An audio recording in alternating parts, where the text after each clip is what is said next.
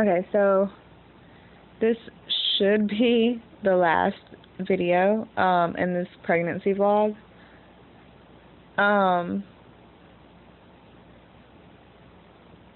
So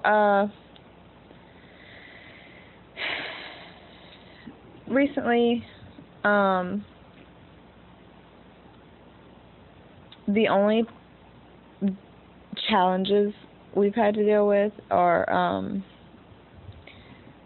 at first she was measuring big. The hospital that I go to, actually, I told you that she was extremely planned. So I know when I ovulated, I know, when my last period was, and I know when I got pregnant.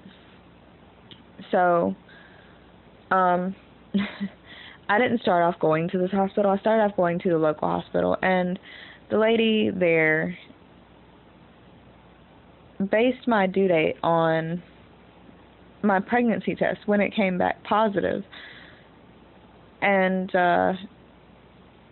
she has me like 3 weeks behind what I really am, or 2 weeks behind what I really am. So she has me due for June 2nd. Or she had me due for June 2nd. And our local hospital is affiliated with the hospital that I go to currently, the major hospital. And so whenever I transferred, up to that hospital, whenever I had the subchorionic hemorrhage,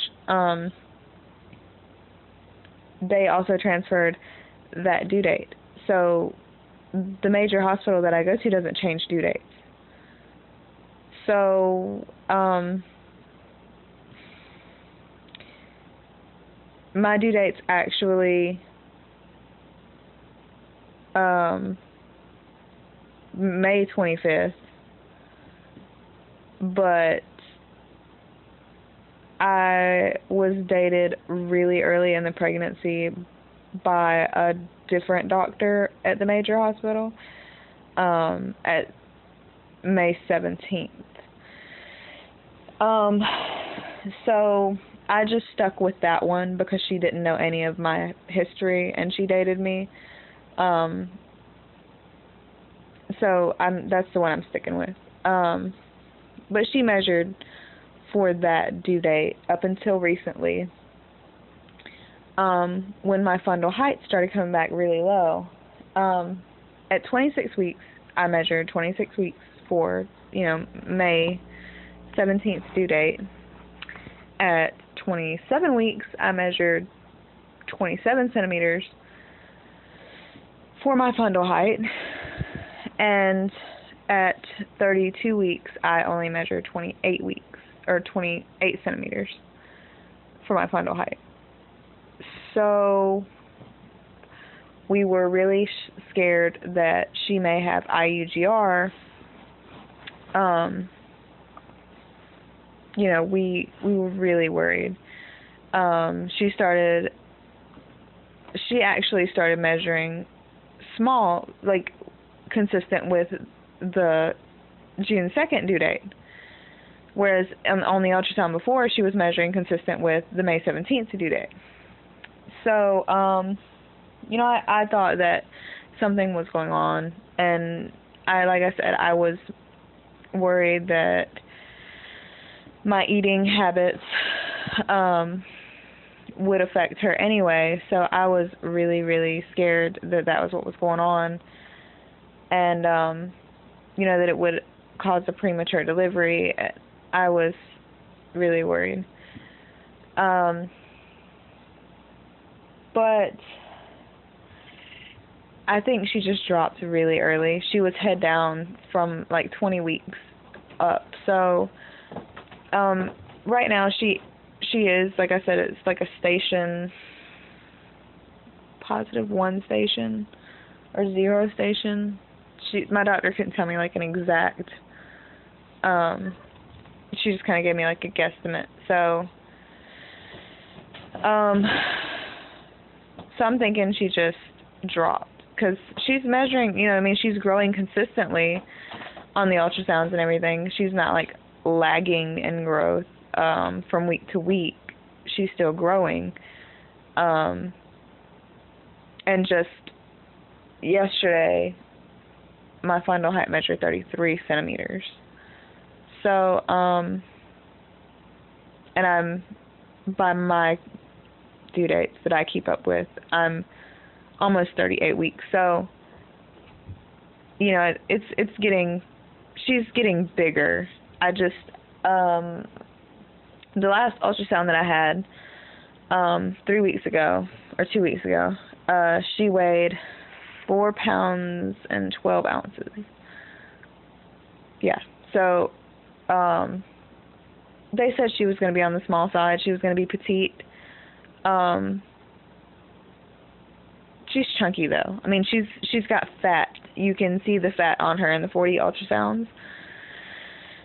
I think she's just going to be a small, a smaller baby.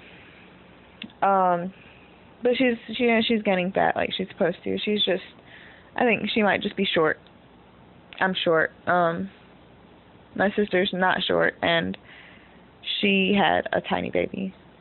She's 5'7" or 5'8". I'm 5'1", and she had my niece at a week and a half late, and she was right at 7 pounds. I mean, she was like almost 7 pounds even, and she didn't have any complications. She was perfectly healthy the whole pregnancy, so, and she had a pretty easy pregnancy other than the nausea, so I think we may just have small babies.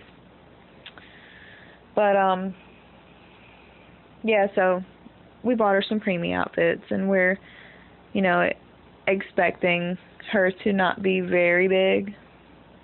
We bought some preemie diapers and stuff. We were just getting ready for her. But, yeah, as for the epidural, I'm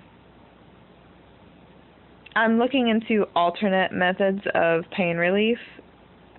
I am going to labor in the tub, regardless of whether I can get the epidural or not, at my hospital. I mean, I'm going to labor in the bathtub at my room at the hospital. Because I know that, to some extent, I mean, it doesn't take the pain away completely, but it tones it down. It makes it more manageable. Not manageable, but more manageable.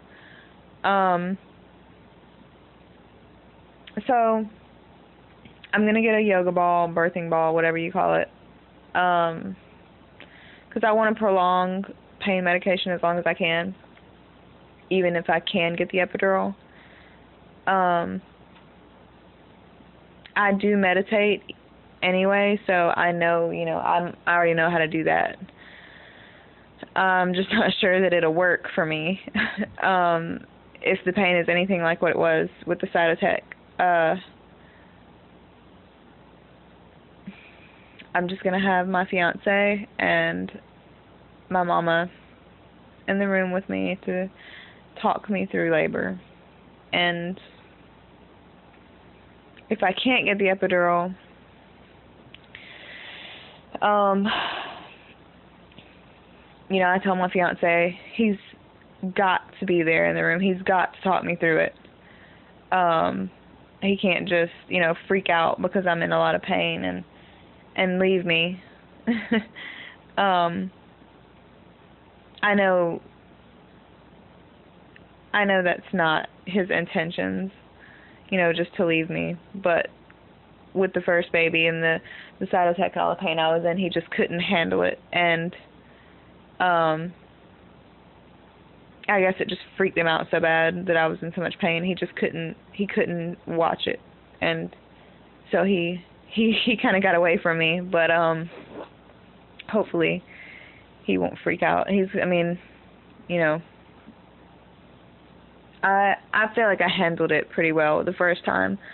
So, but yeah, if you have any, suggestions for things that I can try, please leave me a comment, please. I'm desperate for things that I can try for, the natural childbirthing. But, so yeah, I've got 5 seconds left. So, I might or might not make another one.